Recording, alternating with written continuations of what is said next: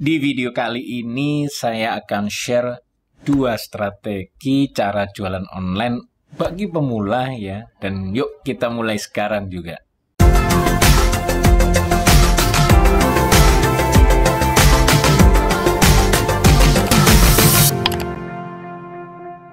Oke, sebelum kamu lanjut lihat konten saya, ini ada satu-satunya tools di Indonesia bahkan dunia yang bisa pasang pixel di dalam WhatsApp chat. GISS satu-satunya tools di Indonesia atau bahkan dunia yang bisa bantu kamu tahu buying intention atau daya beli dari interest Meta Ads kamu atau keyword-keyword yang kamu target di Google Ads. Dengan GISS bukan cuma masalah jomplang ya, berapa klik dan berapa chat yang masuk bisa di-solve. Kita bisa mengukur ROAS dari campaign landing page to WhatsApp. Orientasinya ngiklan ya profit, nggak selamanya CPR chat masuk murah itu profitable. GISS juga sudah built-in dengan rotator WhatsApp, lengkap dan ciamik. Bisa pembagian rata, bisa berdasarkan closing rate, bisa berdasarkan omset. Buat info lebih lanjut, buka website giss.co.id, coba sekarang, cuma Rp250.000, garansi 30 hari uang kembali. Untuk linknya langsung saja cek di deskripsi. Mau jualan online dan udah ada produknya tapi masih bingung harus mulai dari mana untuk menjualnya? Nah, kalau yang nggak familiar ya dengan jualan online ya, ini tentu biasanya akan melakukannya dengan cara tradisional, yaitu menawarkan produknya ke semua orang. Ya, mulai dari keluarga, teman dekat, teman kuliah, teman sekantor, satpam, sampai guru-guru, teman-teman di kelas lah. Ya, itu memang cara dagang yang konvensional.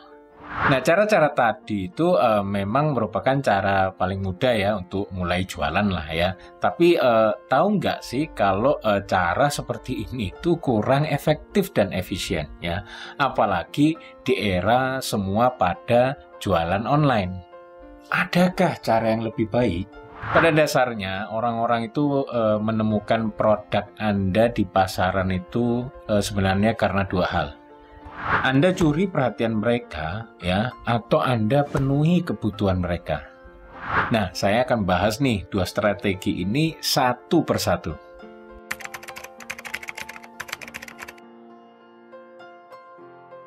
Sewaktu Anda scroll ya, scroll di Instagram ya, tiba-tiba ada sesuatu yang sangat menarik perhatian Anda ya. Oh, ternyata ada foto wanita dengan khimar instan yang selama ini Anda cari. Lalu Anda jadi kepikiran, oh ada ya khimar instan. Kok selama ini nggak pernah kelihatan ya waktu lagi jalan-jalan di mall atau di pasar. Nah, lalu Anda lihat captionnya, ada tulisan bisa bayar di tempat. Nah, terus Anda jadi bertanya-tanya nih, wah, bisa pesen dulu bayarnya kalau barang udah nyampe. Nah, karena penasaran nih, jempol Anda otomatis pencet tombol selengkapnya yang ada di postingan ini. Nah, setelah dipencet alias diklik ya, Anda dibawa ke sebuah halaman di mana ada banyak pilihan warna dan ada 2 warna yang Anda paling suka di situ. Nah, dalam hati Anda langsung bertanya nih, wah ini cara pesannya gimana ya? Scroll jauh lagi ke bawah ya, ternyata ada penawaran promo beli 2 harga murah.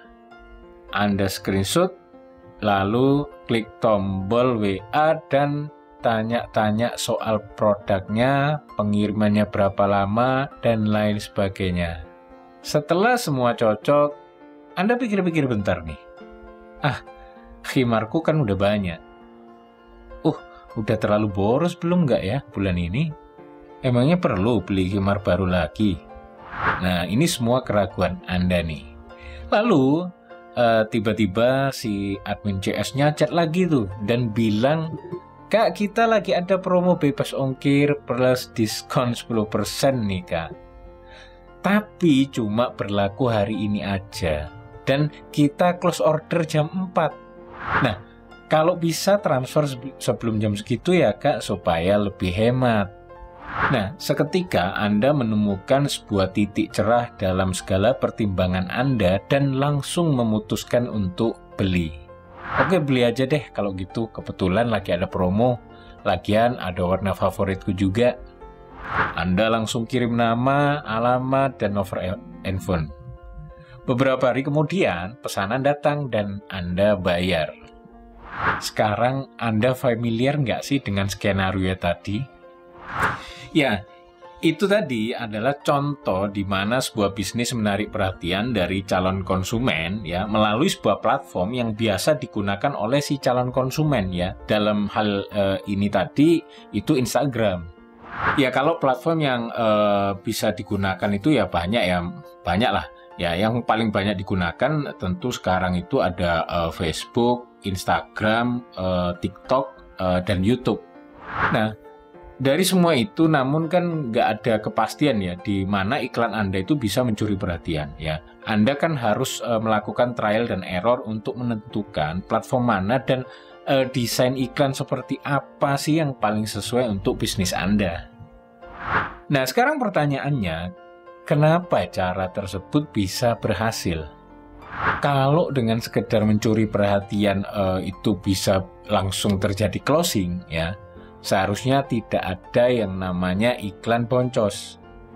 Nah, di sini saya juga akan kasih tips ya agar budget untuk iklan Anda nggak sia-sia.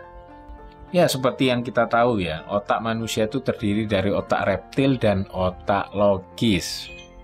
Strategi jualan online yang satu ini memanfaatkan kelemahan manusia dalam wujud reptilnya, yaitu kelemahan dalam menahan godaan. Bahkan di situasi ini ya, otak logis itu malah membantu otak reptil ya mencapai tujuannya dengan menciptakan alasan yang sangat masuk akal untuk memenuhi keinginannya. Nah, hal ini tentu menguntungkan untuk kita sebagai pemilik bisnis. Yes, sekarang kita tahu ya gimana cara mendapatkan pelanggan tanpa harus datangi satu persatu calon konsumen kita. Tapi yang perlu diperhatikan adalah strategi ini tuh sangat bergantung pada mood dari calon customer Anda. Ya, Anda harus pastikan ya mood dari calon customer Anda itu tetap terjaga dari tahap awal funnel sampai terjadinya closing. Satu hal aja ya nggak berkenan di hati calon customer nih, maka dengan gampangnya mereka itu bisa defensif dan batal. Sering nggak ngerasain seperti itu? Ya, kalau di kebanyakan kasus ya, iklan yang ditampilkan itu cukup menarik sih dari segi visual ya. Tapi copywritingnya itu gagal memberikan alasan yang pas buat calon customer. Sehingga ketika otak logis dari calon customer itu mulai aktif, si calon customer akan merasa benar juga ya, sepertinya saya belum butuh. Lagian saya juga sudah terlalu boros. Lain kali aja deh. Nah, solusinya adalah dengan memberikan alasan yang masuk akal ya untuk membeli produk atau jasa Anda serta memberikan deadline yang singkat. Nah, dengan gitu ya Anda itu secara resmi telah mengeliminasi otak logis dari antara pertarungan beli atau tidak di benak customer. Nah, kesimpulannya, cara pertama untuk menjual produk Anda secara online itu adalah dengan memberikan penawaran yang sulit ditolak oleh calon customer Anda di platform yang biasa mereka gunakan.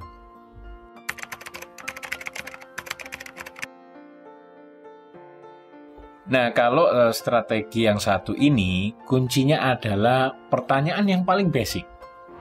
Emang ada yang mau beli?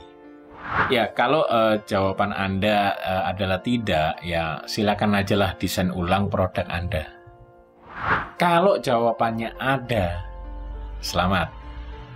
Sekarang Anda lanjut posisikan diri sebagai customer dan coba pikirkan, kalau saya mau mencari produk ini secara online, saya akan mencari kemana dan bagaimana caranya. Saya kasih contoh nih biar lebih mudah dipahami. Misal saya mau cari mic buat live TikTok. Coba pikirkan, kalau saya sendiri mau mencari mic buat live TikTok, itu saya akan cari kemana? Ya kalau untuk saya sendiri sih akan mencari ke Tokopedia ya untuk cari mic yang cocok, kemudian ke YouTube untuk lihat reviewnya dan cara pakainya dulu. Nah setelah itu sekarang ya sebagai penjual saya nih akan segera masuk ke masing-masing channel yang sudah saya pikirkan tadi. Saya akan terlebih dahulu membuat video review mic live TikTok yang saya jual ya. Itu saya review dan demokan, lalu saya upload videonya ke YouTube. Kemudian saya upload produknya ke Tokopedia dengan menyertakan link ke YouTube channel yang sudah saya buat tadi. Oh ya, jangan lupa di deskripsi videonya YouTube dikasih juga link ke Tokopedianya ya, supaya yang nonton video reviewnya itu tahu di mana belinya. Nah, dengan gini ya, market itu akan tahu kalau kita menggunakan platform Tokopedia sebagai tempat berjualan. Oh iya ya, platform Tokopedia ini sebagai contoh aja tadi ya. Anda bebas sih mau pakai platform apa aja, bebas. Nah, proses mengintegrasikan platform YouTube dan Tokopedia itu tadi disebut funneling. Setelah ini apa? Ya setelah ini tinggal menunggu pembeli datang. Nah, terus gimana kalau masih belum ada pembeli? Ada berbagai faktor ya. Pertama, pasar yang Anda kira ada selama ini ternyata itu nggak ada ya. Kedua, pasar Anda belum menggunakan internet untuk menemukan produk yang Anda jual online. Ketiga, produk Anda tidak terekspos oleh calon pembeli karena banyaknya atau besarnya persaingan di pasaran. Nah, kalau penyebabnya salah satu dari 3 faktor tadi, terus harus ngapain? Ya, untuk poin pertama ya, pastikan pasarnya itu memang benar-benar ada ya. Lakukan riset ya, baik online maupun offline ya, untuk mendapatkan data valid terkait pasar yang Anda target. Kalau misal ya, pasarnya memang ada nih ya. Nah, apakah mereka membutuhkan produk itu? Cari tahu lagi lebih detail ya, kenapa mereka itu tidak membeli dari Anda. Hal apa sih yang menahan mereka untuk membeli produk Anda? Nah, setelah itu coba atur lagi ya. Sesuaikan produk Anda agar bisa memenuhi kebutuhan mereka ya dan menyelesaikan masalah mereka. Ingat, ngomong kalau produk Anda bermanfaat aja itu nggak akan mengubah kenyataan ya, bahwa mereka ini nggak mau bayar untuk produk yang Anda tawarkan. Untuk poin kedua ya, ini sih nggak ada yang bisa dilakukan ya. Tawarkan aja untuk membeli secara offline menggunakan sales konvensional ya, atau sales canvas gitu. Jangan memaksakan teknologi kepada pasar yang belum siap. Buang-buang waktu. Nah, Anda bisa sambil menawarkan secara offline ya, Anda juga bisa sambil mengedukasi pasar ya untuk siap melakukan pembelian secara online.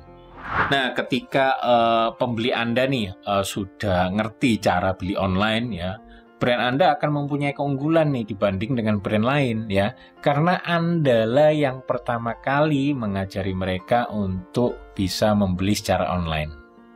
Ini merupakan nilai tambah loh. Ketika mereka mau beli lagi ya, dan tentu kali ini secara online ya, siapa yang akan mereka cari pertama kali? Nah, Anda sudah tahu jawabannya. Nah, untuk poin ketiga ya, gunakan iklan berbayar untuk meningkatkan exposure produk Anda di pasaran. Ya, memang Anda jadi harus keluar biaya iklan ya, tapi bukankah lebih baik bayar iklan ya untuk mendapatkan hasil yang lebih cepat ya, daripada hanya nunggu sampai konsumen menemukan produk Anda yang mungkin tidak akan pernah terjadi. Nah, sekarang praktekin 2 strategi yang saya jelaskan tadi. Ada pertanyaan? Seperti biasa, silakan lempar di komentar.